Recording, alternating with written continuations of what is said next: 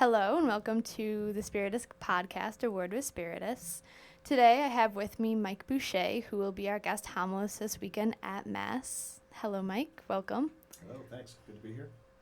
Okay, so to start, is there anything you want people to know about you before they hear your homily starting on Saturday? Yeah, it's a really interesting question that I hadn't thought much about, but I appreciated your asking it. And, I guess one of the things that occurs to me all the time is I'm just a person, like everybody else. And so I have my own lived experiences. I have my perspective on things. And one of the, being a preacher or a homilist is a little bit of a unique thing. And sometimes in the past, people have kind of thought that somehow I must have a unique ability to understand scriptures or talk with God or something like that. And that's actually not the case, that everyone has the same access that we all do, and that our lived experiences, really each person's life and the experiences that they have are all direct revelations of things that are happening. And so I guess one of my hopes is that whatever I might say to people actually connects with something in their life. And I'm also well aware every time it's just an amazing opportunity to be in front of people. But also to get to do that kind of reflection with folks, because lives are really precious and tender, and a lot of people are looking on Sunday for something to come their way that helps them make sense or helps them keep going. And so I feel a little bit of a sense of responsibility, but also just a great humility and gratitude to be able to do something like that. Yeah, and doing my own homily, it felt like a lot of pressure at first when Reverend Myra, Reverend Seeley comes to you and asks you, and it's like, so where do I go from now? And even them sometimes don't exactly know what to say. They just kind of say, let the words lead you, and you sit down to write it, and then suddenly it's just a flow, and you get to share it with everybody, and I think that's the best part of doing a homily. So Yeah, I would say it's a flow if you're lucky. Yeah. Because there's not always a flow, and sometimes the homily kind of writes itself, in that there are things that are happening either in life or in the world which seem directly relevant, or it's like, my God, how can I not speak on this stuff? And then there are other times for me where it's literally up until about Saturday afternoon that I'm not exactly sure how it's all going to come together. So, and probably the congregation can figure that out sometimes. Yeah. Is there anything like a scripture or a saying or a song that you kind of live your everyday life by? I wish I could say something profound, and there's nothing exactly that, every morning I get up. I mean, I guess I would say at one level I'm grateful to get up every morning, and that's a practice I've just tried to be more mindful of, and just to think of the day ahead of me not as a chore, but as kind of something I get to do and be in and participate in. And I do go back to a phrase that many years ago I was on a retreat out in the Midwest with the Center for Action and Contemplation, where Richard Rohr was at the time. And he started every day of the retreat by saying, today is a great day to do great things. And that occurs to me often, that today is a great day to do great things. And some of those great things may be very notable, but others may be, great in small ways, similar to Mother Teresa's do, small things with extraordinary love. Yeah, I thought it was really cool. Over the mission trip that we were on, we were kind of talking about that idea of living each day at a time and doing something different each day to help somebody. And we kind of talked about how Father Jim goes out every morning and he connects with the earth. He takes his socks off and goes out and just drinks his coffee barefoot on the ground, and it's like this peaceful practice, and I just think it's really cool to live by that quote. And it's always the simple quotes, I feel like, that hit the deepest. I think so. I mean, there are ones that may be a little more elaborate, but it's really things that I remember a teacher in college many years ago said, education is not what you remember, it's what you can't forget. And so I really think that some of the simpler quotes that just directly strike our experience are the things that really stay with us and then guide us in times of either struggle or question or, Yeah, I think it's a big part of homilies, too, is those quotes and stuff. And do you have a particular quote that you gravitate towards these days, or a song, or Yeah. Now that I'm thinking of my senior quote for it, I Okay. just have things like I'll be reading a book and something comes up and I'll underline it and bookmark it and then I'll come back to it. And there's this one book, it was like, and suddenly she was taken away from reality or something. And that kind of sticks with me because I feel like time has just been going by so quickly. And I am a Star Wars fan at heart, so Obi-Wan's strike me down and I've become more powerful than you could possibly imagine. It's on my wall. So, All right. speaking of kind of quotes, let's get a little bit into the scripture of this week. So, the scripture includes a reading from Joshua chapter 24, in which he gathers all the people in Israel and they present themselves to God. The importance of this is remembering God's faithfulness. So, do you think there is a reason today why it is important to remember God's faithfulness in our kind of everyday lives? Yeah. I just heard a quote from Buddhism recently, which really stays with me, that happiness is exactly what's ever happening to you at the moment, minus your opinion of it. And I do think about God's faithfulness. So oftentimes in my life where I get really tripped up is I put parameters, or I tell God, this is what your faithfulness needs to look like. A difficulty or a struggle that's happening, I sort of have these bargains with God, and I'll be like, here's how I need you to resolve it. So thanks for doing that. Rarely does God seek my opinion. Yeah. And so when I think about faithfulness, particularly from God's end, that it comes down to very simple things. Again, I woke up, I've been given life, and that wasn't a given. And sometimes when I get too far ahead of that, that's when I guess I can really get confused or lost or paralyzed sometimes, and that really realizing that God cares about me deeply, and that there's this faithfulness. And particularly in the Hebrew scriptures, they used a word called hesed, which is this idea that God is just there with this loving presence, and it's constantly abiding with us. And so even if we may feel separate from it, or that it's not as present as we like, it's almost like the background noise of the universe that we can't hear unless we're really listening. Or it might be like the stars during the day. We can't see them, but they're there. And so that's what I try to keep returning to in my life. It's just this background idea that I am loved, I am cherished, and then part of my responsibility is to make sure other people feel that same way. Yeah, beautiful, because I feel like the Bible tells us that God is the Spirit, and then Jesus obviously was God's child sent down in the form of a baby boy to lead us in our lives. And sometimes I like to think about it as like my faithfulness and that Spirit is in all the people that I surround myself with, and it's like I get to choose people and stuff too. So my spirituality has changed and grown over the years, and really come to appreciate more the presence of God in all of creation, and so that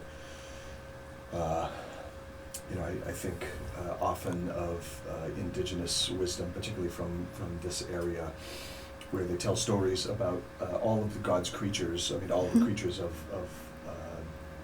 the planet and the waters and the mountains and the trees, that they've all remembered what their original instructions were, and they've lived according to them. And that humans are some of the people who have, we're some of the creatures who have forgotten a good deal of our original instructions. Yeah.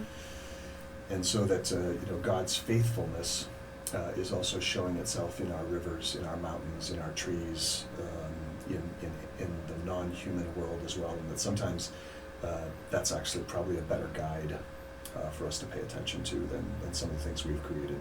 Yeah, it definitely does get lost in everyday life. And I know a lot of times I hear people talk about how they try their best not even to watch the news sometimes at night because they get so lost in the happenings around them that they can't even, take a step back and appreciate the peace that God gives us every day on the earth too. So. Yeah, and I also go back to, one of the readings that's actually connected to some of what we're looking at in today's gospel is Jesus is talking about his being the bread of life, and then he references, God gave you manna in the desert.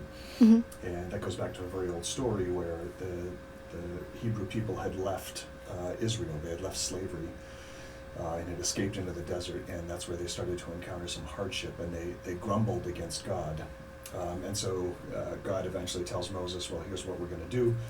I'm going to send you some food in the morning, and it was this manna that was left that they could gather and then eat and sustain themselves. But there were really specific instructions related to that of how much, and they could only take a certain amount, and they needed to make sure there was enough for everyone. And so I think about that often in the world of just such massive inequity we see all around us, that it can be hard to believe that God is faithful sometimes, in part because humans have created such unfaithfulness to the original covenants of sharing and gratitude and hospitality and equity.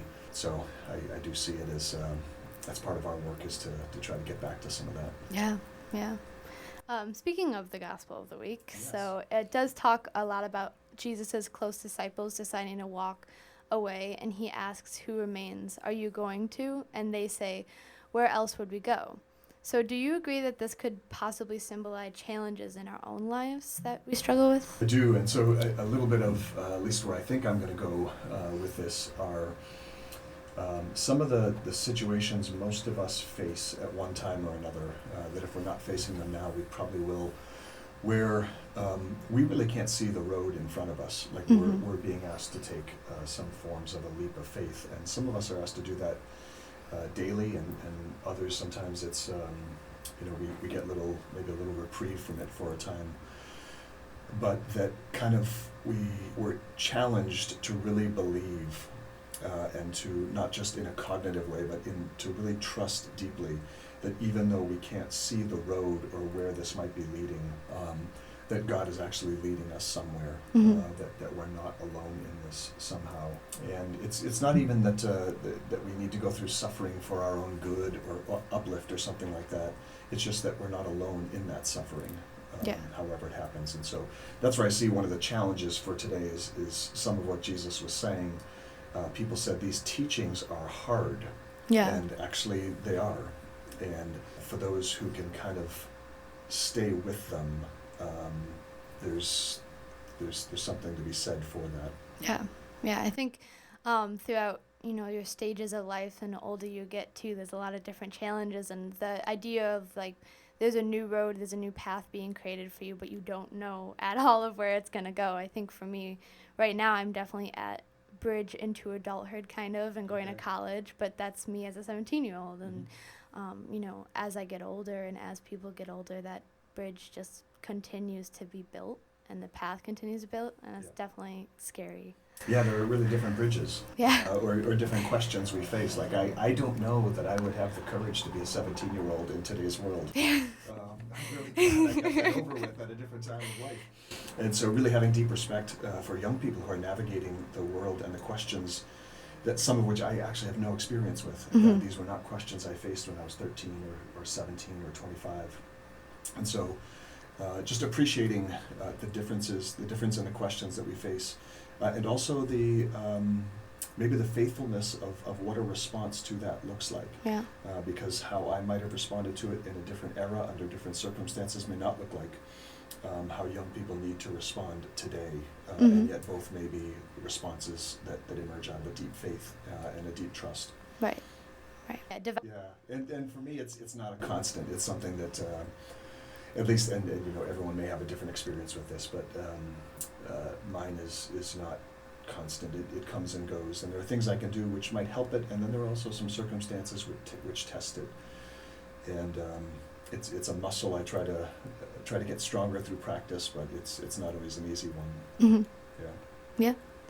So, well, that's all my questions. I don't know if you have anything else you're thinking about talking about. One of the words I'm thinking about that I will probably speak a little more on this weekend is the word courage. And really courage coming from a place, from the original root word of heart. Of can we stay with our heart to do what is being asked of us, or to do what is in front of us. And that's what I see happening a little bit in today's gospel, and the gospel we'll be preaching on this weekend is that some people lost heart during this part of the journey, and it just was too much for them to try to stay with the trust, and really encouraging us in the circumstances that we each are in to, as best we can, both trust the situation or maybe discern whether this is a situation we need to stay with or a situation we need to release. Yeah. And that for me is some of the most challenging work. I'm a counselor and I get to sit with a lot of people, and that's probably one of the toughest things people face, is knowing which part of the journey is ours to stay with and which part of the journey is ours to release. Yeah, it's powerful.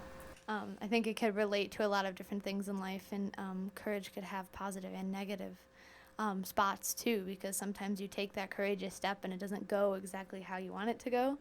but you got to have that faith to kind of be led down, and maybe you were supposed to take that step in order to, I'm waiting for, you have to take that courageous step to be turned down to start something new. No, I agree. One of the authors who I've been really taken with recently is a person named Prentice Hemphill, and they have a new book that just came out related to healing. And one of the things they say is developing, again, the practice, thinking of courage as a practice, not as sort of this thing that just pops in and out, but it's something we can work on. But can we develop the courage to fail and stay, as opposed to fail and leave? Yeah. Or correspondingly, if we're in relationship with somebody and they fail, can we still stay in relationship with them and say, you need to be out of my life because you failed? And that is hard. Yeah. I think that's hard work. It is. You have to keep working. You never could really stop. Yeah. Well, thank you for coming on the podcast for this episode. Thank you, Mike, for coming. If you enjoyed what he said today, please come and support his homily this weekend. Well, thanks for having me. And as I'm very fond of saying, results may vary. Yes. And so come on down and check us out, but also trust your own lived experience. Yes. Well, thank you for coming today. And yeah.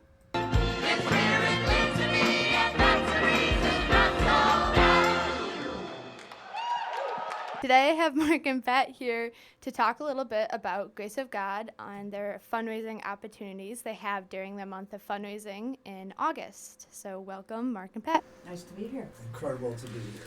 So just to start it off, what kind of events can people attend to support the house during August? So we got about 2 events left for the month. One will be this coming Saturday, which will be a car wash from 2 to 4:30, and then from 6 to 9 there will be a party in the parking lot, which you are hosting, Olivia. Correct? I am, yes. All right. So yeah, come get your car washed or your motorcycle from 2 to 4:30. I think Pat wants her golf club too. Absolutely. Yeah, then 6 to 9, we'll just have a party in the parking lot. Olivia has a DJ coming out. There'll be some hot and hamburgers, some food, some nice weather, and a bunch of great people. So it really is it's a time to come together and just enjoy each other's company and celebrate the ministry. Yeah, it's a really great opportunity to kind of bring the community together and bring your kids and families out too, because there's going to be games and a DJ and ice cream, free ice cream. And then this past weekend was the Bowlapalooza. How did that go? Did it bring in good stuff? I'll tell you that I've talked to numerous people who were able to be there, and just they had such a great time with a spirit of giving. It really was very meaningful. And I was telling Mark the other day how I just sort of paused in the middle of all of it just to take it in and to see how much love and camaraderie there was, support, encouragement, and really, I said also I just found God in the middle of all of it. It was just this wonderful spirit of wanting to be there and people wanting to be a part of something bigger than themselves. Yeah.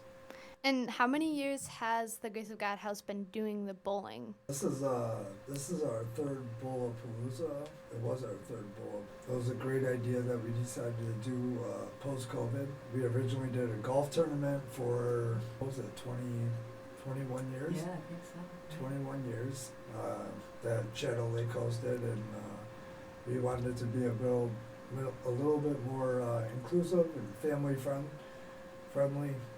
So we decided to go to bowling at Radio Social, and it's been one incredible event after another.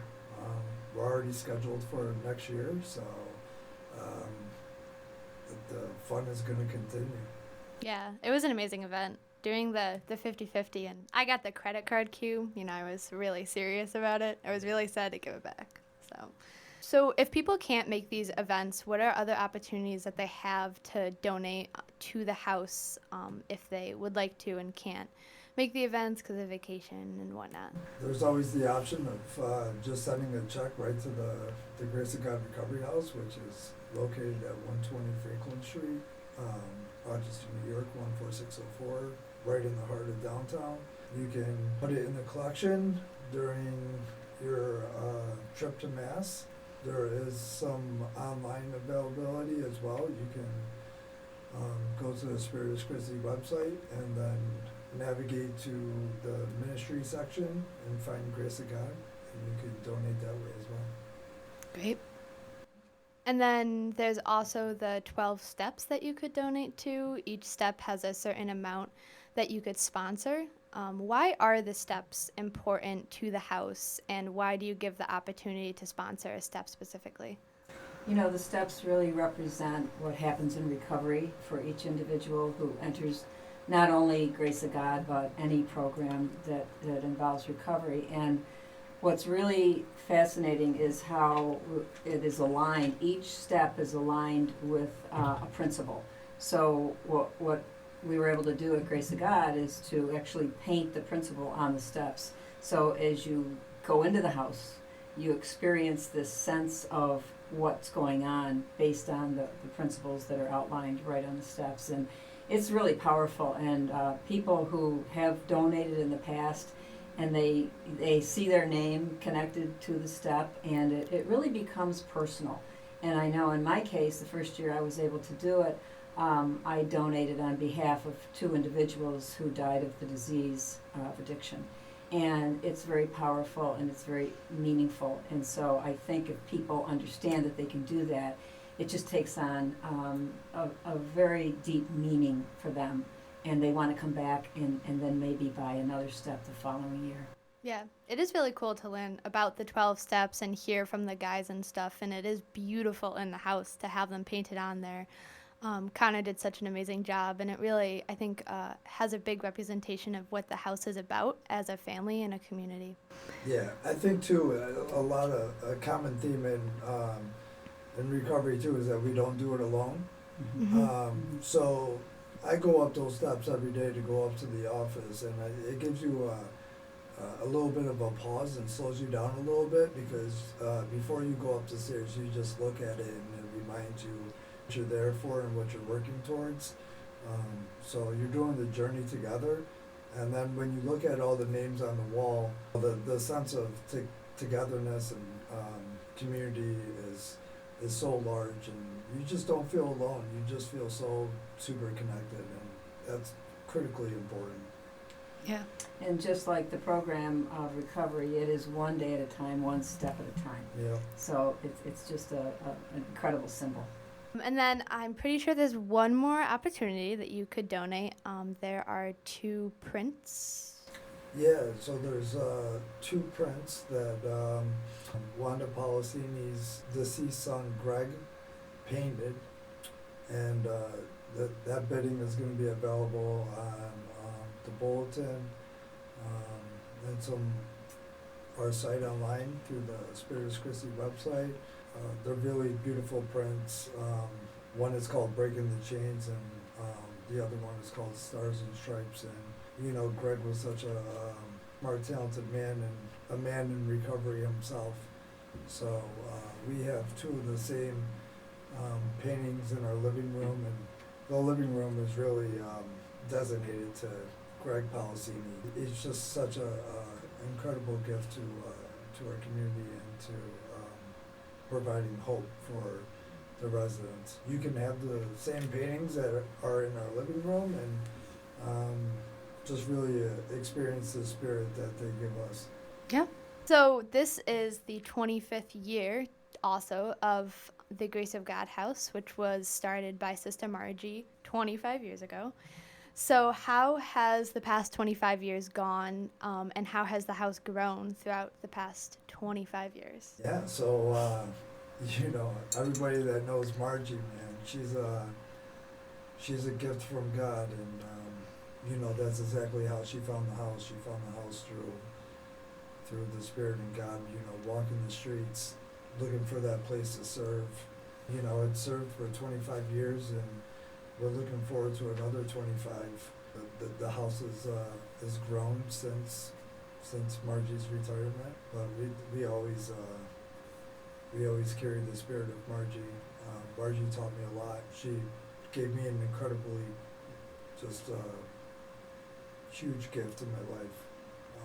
So I will always carry the message that Margie gave to me. And not only Margie, but the staff in the house as well, which I have a blessing with to continue to work with today. Margie was, she did this community a huge favor by following God's calling. I just want to add that I think that, it goes beyond the house. I mean, there's a spirit that everybody talks about when you walk into the house. But I think that more people who I associate with, and I constantly mention in Grace of God, and they'll say, tell me more about it, And word of mouth is spreading. And a lot of folks are asking questions like, what goes on there? Why is this different? And it, in fact, is different. It's different than other recovery houses. And I'm just I always feel very proud to be a part of that and be able to volunteer and provide some support.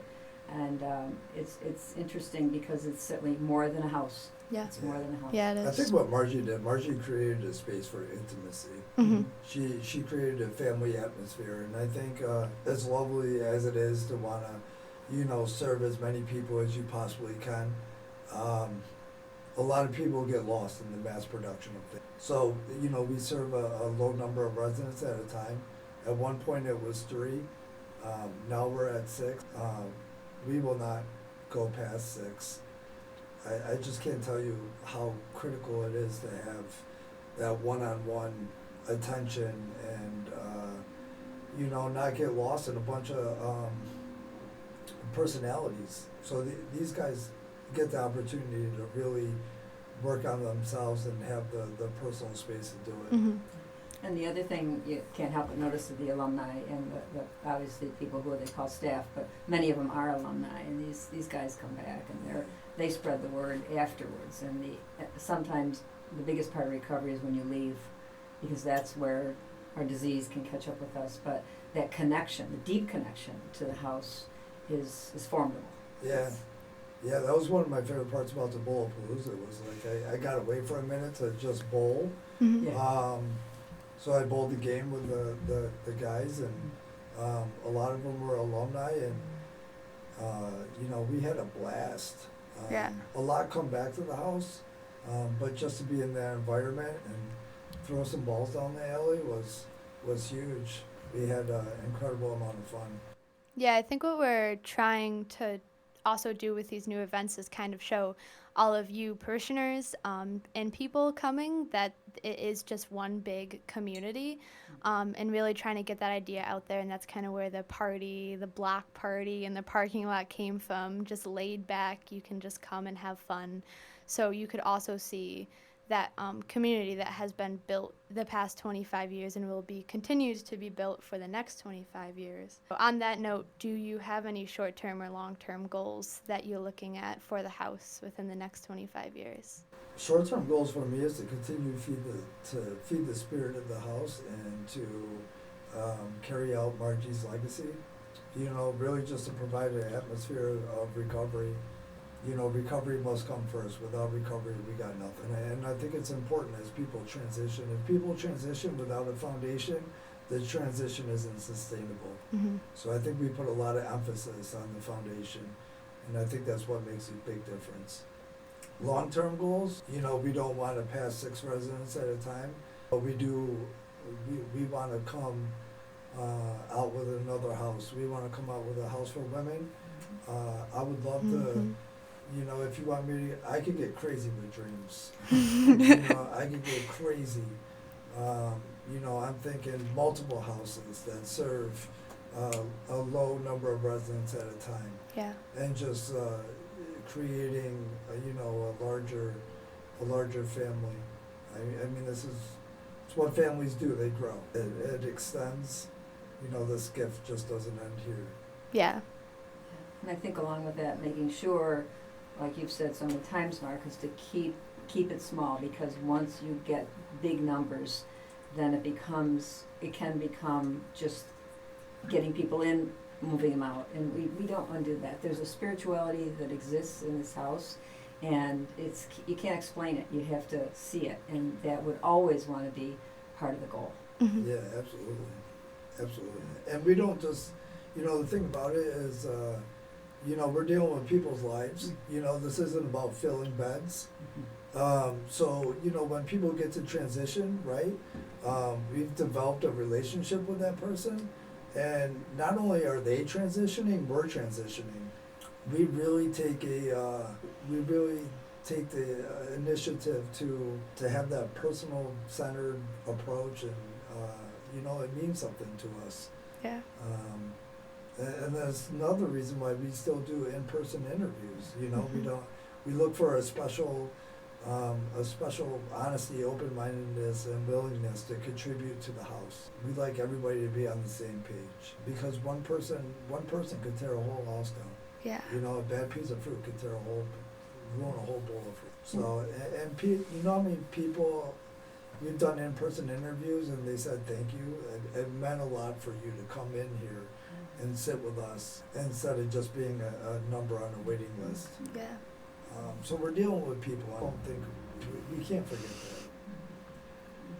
that. I just want to add too that a couple people have asked me along the way, why are you involved with a men's recovery house? And as a woman in recovery, my response is, when you heal or help to heal one person, you heal way beyond that person. That includes their mom, their sister, their daughter, their nieces, their nephew, whatever. Mostly women who are in their lives, and men too, but particularly women, they get affected too in a positive way. And that's how we begin that ripple of change. Yeah, it makes me think of like Kyle's mom or Adam's mom. Perfect. I mean, we built these and not only do we build these connections, but these are parishioners now. Yeah. You know what I mean? They've been introduced to Spiritus. They join us in the pews. Kyle's mom, brought me a gift on the night of the Bowlapalooza, and she was filled with smiles, from one side of her face to the other, and that doesn't come in the check. No. You know what I mean? It definitely doesn't. And she said to me, I got my son back thanks to this beautiful house. Yeah. It's an amazing house, and I'm so excited to see where it goes in the next 25 years and how we wrap up this fundraising month too. So going back to the idea of community and just, coming together and being a family, and it's not about the check, it's not about the money, it's about your time that you just give to celebrate the house during the month of August. So just a reminder, this weekend, from 2 to 4:30, you can come by the house to get your car washed by the guys with the help of some teens. Feel free to get out of your car for a tour of the house if you're interested to see what it's all about. And then go enjoy 5 o'clock Mass, go do whatever you need to do in your evening, and come back to the house from 6 to 9 for a party in the parking lot. There'll be free ice cream, free food, hamburgers, hot dogs, DJ. He'll take song requests, maybe some karaoke. There'll be lawn games with some competition, cornhole. So come ready and prepared for a fun time.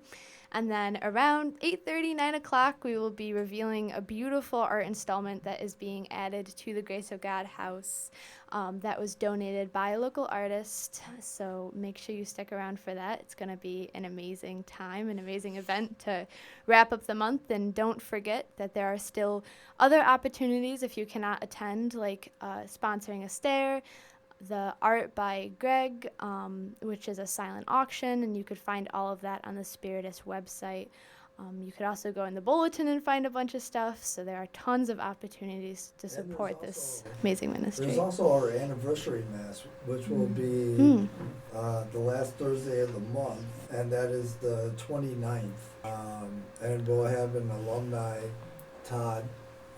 He's going to do our homily. I gotta tell you, this guy has a long history in Rochester, New York, of homelessness, and the guy will make him out. Yeah. And then there will be an ice cream social afterwards, another opportunity for ice cream. And that time is running out. Summer's coming to an end. Sadly. So you're going to want to get as much ice cream as possible. Yeah. Yes, come get all the free ice cream and ice cream Right. social that you can. Never too much. Yep, and come get all the grace of God that you can do. There you go. Absolutely. 'Cause that's There you very go. important. Grace comes free. Yes. So before we end, I think it's probably important to mention this, is that Mark is the director of the Grace of God House. Pat and I are both on the board of Grace of God too, and have helped plan this fundraising month and bring in sponsors and all of that. So thank you, Pat and Mark, again for being on this segment.